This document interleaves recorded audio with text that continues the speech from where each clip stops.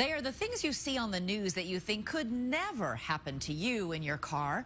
Trapped in a raging electrical storm, sinking underwater, even buried in an earthquake. But that's what they thought too, until it happened to them. So we sent Gio Benitez to play test subject to show you how to survive. For today's motorists, there are threats around every corner. From earth. Oh my God. Wind. We're caught in the middle of a tornado right now. And fire. Disaster strikes suddenly, and first responders won't appear in an instant, so survival depends on you. If you think and act like a Navy SEAL, you can survive anything. Cade Courtley is a former Navy SEAL who wrote the SEAL Survival Guide, Secrets to Surviving Any Disaster. When disaster strikes in the car, do you abandon ship or do you stay put? It depends on the situation. So we brought Cade to the LA City Fire Department's preparedness training facility, dubbed Disaster City, to put me to the test and teach you how to survive. The worst decision you can ever make is not making a decision. You think of 3 options, do a quick pro and con, and then just pick one and go with it. Oh, it's stinking. It's to my right. It's up to my right. It's going down fast. I can't get out of the car. Disaster number 1, submerged. Your car plunges into the water. More than 200 people drown this way every year. Hit the water pretty hard. Thought I was gonna die. Last month, 22-year-old Morgan Lake hopped into her sporty red Sebring and headed for Maryland's Chesapeake Bay Bridge. So I was gonna go salsa dancing with my best friend, was just have fun. A routine drive becomes a near-death experience in seconds, a harrowing disaster that grabbed the nation's attention. It was a miracle, the survival story. I look into my rearview mirror and see a huge 18-wheeler coming full speed. It had hit me pretty hard, and everything around me just shattered. Morgan's car is teetering on the guardrail, then plunges 27 feet into the choppy bay below.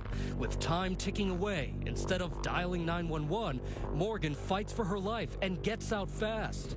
I buckled my seatbelt, visualized my car, went at an angle to come out of my driver's side window. That's Morgan climbing the rocky base of the bridge, clawing herself to safety. Hang on, we called 911. Hang on. Morgan, hang on. Help is coming, okay? A quick exit is key, so keep a window hammer in your car for this. You've given yourself emergency escape route. You're out of there. Disaster number 2, a downed power line on top of a car, a potential hazard in any storm. That is electrically charged, still.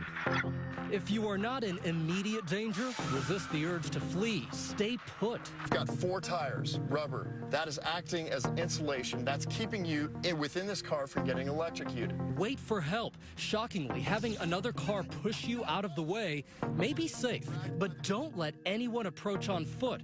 It could kill them. Don't touch the car! Worst case scenario now. The car is on fire, so you are forced to leave your car. Most floor mats, they're made of rubber. That's gonna help act as the insulator. Open your car door, grab that floor mat, and put it out maybe about 1.5 feet, 2 feet outside. Now you wanna rotate slowly, 90 degrees, keeping your foot up. You just killed yourself.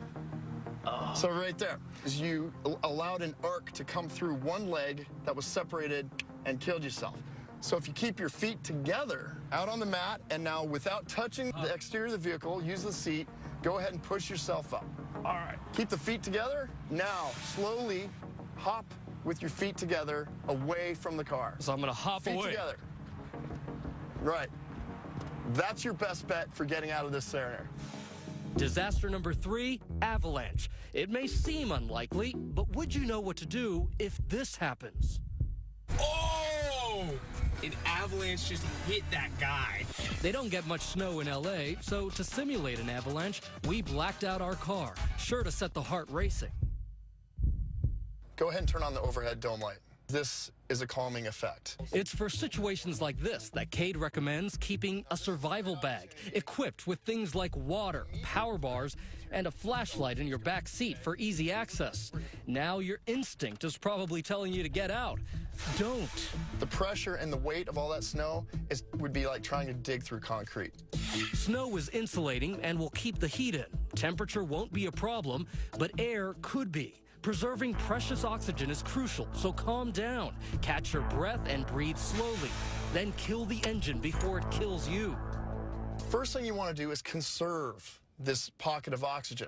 You're going to die from carbon monoxide a lot faster than you will from suffocation, and it's all about time. It's about people coming to get us. So let them know you're there. Just honk that horn. Oh, just honk the horn. Just honk it.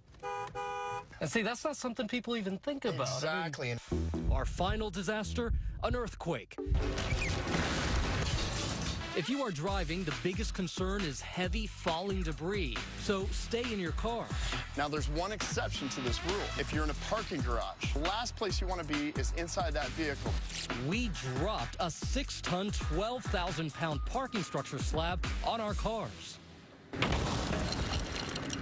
It completely smashes the top of the vehicles down to the steering wheel. No chance of survival if you are sitting inside. But outside of it, Hopefully, you'll end up with a void space like that. surprisingly, Cade says get out and lay down next to the wheels of your car. And so here it worked, but really you have to trust the science, and that can be scary. Take a look. That's it. It feels really strange to want to get out of the safety of your vehicle, but you can see what this does. You're crawling out. You're going to survive another day. The Navy SEALs' final advice when confronted with life or death options? Create a trigger. It could be a family member.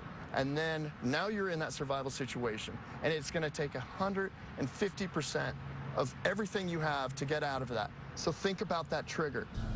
Remember Morgan Lake, who plunged 27 feet in her car and fought to save her life? Her survival trigger was her family. I did not want to drown. My inner superwoman strength came out. I wanted to see my family again. And they were back by her side just weeks later as she celebrated her 23rd birthday and another year alive. Our thanks to Gio for putting it all to the test tonight. And what's the scariest situation you've ever found yourself?